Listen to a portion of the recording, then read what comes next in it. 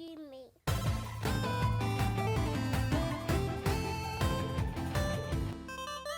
All right, so let's move on to our next piece of news. This was fascinating news. Yeah, Godly says me and Souls games go way back. Yeah, Godly and I, just for all you out, just show you how old we were playing Demon Souls on the PS3 when all there was a PS3. There was no PS4, and like we went and got a PS3 to play it. No, like PS3 was the generation, and we played Demon Souls on it. So like we played Demon Souls when it launched, right? And we loved it, and we've loved Souls games ever, from software games ever since. So um, yeah, can't wait. So our next piece of news here is Call of Duty of 2023 is going to be delayed until 2024. So we are going to get an annual Call of Duty this year in 2022, but we will not be getting the Call of Duty annual drop next year in 2023. That is being delayed till 2024. Bloomberg reports that Activision Blizzard will delay 2023 Call of Duty in hopes of further polishing the game. Seeing as Microsoft has announced its intentions to continue developing Activision franchises for competing console platforms, that could mean we'll see this new Call of Duty launch for Xbox Series X, PS5, and PC. So it's going to be a next-gen game. Reports also say that Activision Blizzard is pushing this new Call of Duty release following a recent game failing to meet expectations. No exact game is listed, but both Vanguard and Warzone underperformed in 2021 in comparison to Black Ops Cold War and Warzone in 2020. So it's likely referencing those. I think, just to give my 2 cents, I think this is great news. I think this demonstrates that Microsoft cares a lot more about making a great game than profits. And this actually might be the first time I'm actually excited for a Call of Duty in probably about 10 years. So I think this is wonderful news. I can't wait to see what they do with it. What did you think about this when you saw this? Dude, I thought this was incredible news. One thing that I don't like about games that release every year is it kind of muddies the water. It makes you sometimes regret jumping into the game after launch because you're like, man, in 6 months a new one's going to come out. So sometimes you get reservations.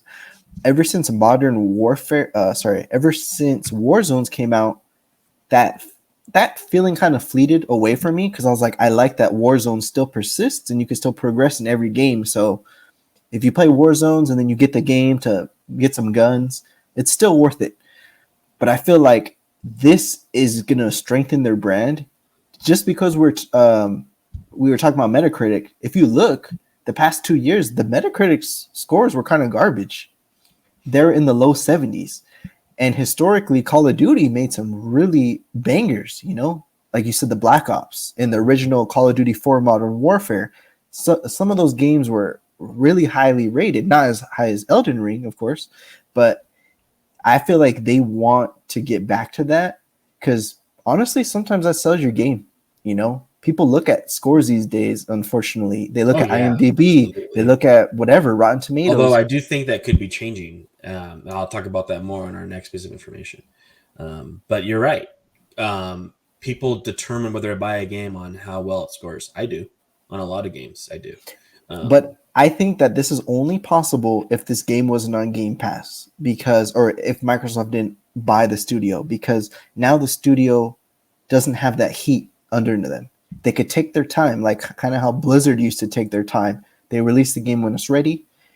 They pay attention to detail. I feel like we're going to get a lot more features that we haven't seen in Call of Duty. So I'm really, really excited for this Call of Duty.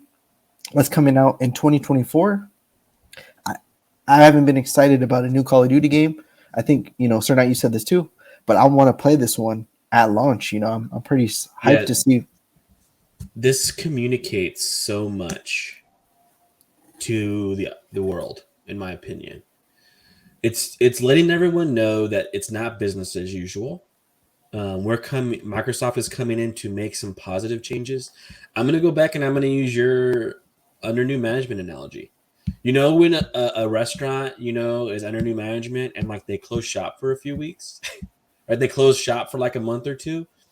And you're like, oh, dude, there's some real changes going on there. Yeah. And then they reopen, and you're excited to go in and see all the changes. Like, I think this is the exact same thing. This is them closing down shop for a year, right? They're going in and they're polishing. They're changing the way the restaurant looks. They're adding the live music. They're adding the new seats. They're repainting everything, refurbishing the restrooms. And you're like, oh man, I can't wait to go back in there and see that. Right? Like, this is exactly what I think they're doing. And I think it's so brilliant because it's going to get people excited. It's going to make people feel like there's something great going on here. When, like you said before too, honestly, when it's under new management, things kind of stay the same, but that's that feeling of newness is there. And this only adds to that. It communicates that. I think it's like a reset for the whole company. It's a reset for the franchise, and it's going to be made for next gen. Like, this is only good news. So I'm really excited. And knowing like they want their own Last of Us, I always thought, like, whenever I see a Call of Duty game launch, my first thought whenever I see those games and they show those trailers is just how incredibly awesome Activision's engine is. Like, their games look so stinking beautiful. They're not the funnest to play. The multiplayers, I mean, the campaigns, they are the most dry, repetitive things to play. But let me tell you, they look stinking good, brilliantly good. And you feel like you're playing something modern when you play their games. So I'm really curious, man. I'm very excited to see what Microsoft does with this. If they really, really change things up, if they give us a really great experience, maybe an RPG level experience in a Call of Duty game, like, I'm just in all sorts of ways excited. And we're gonna get it for free day one on Game Pass.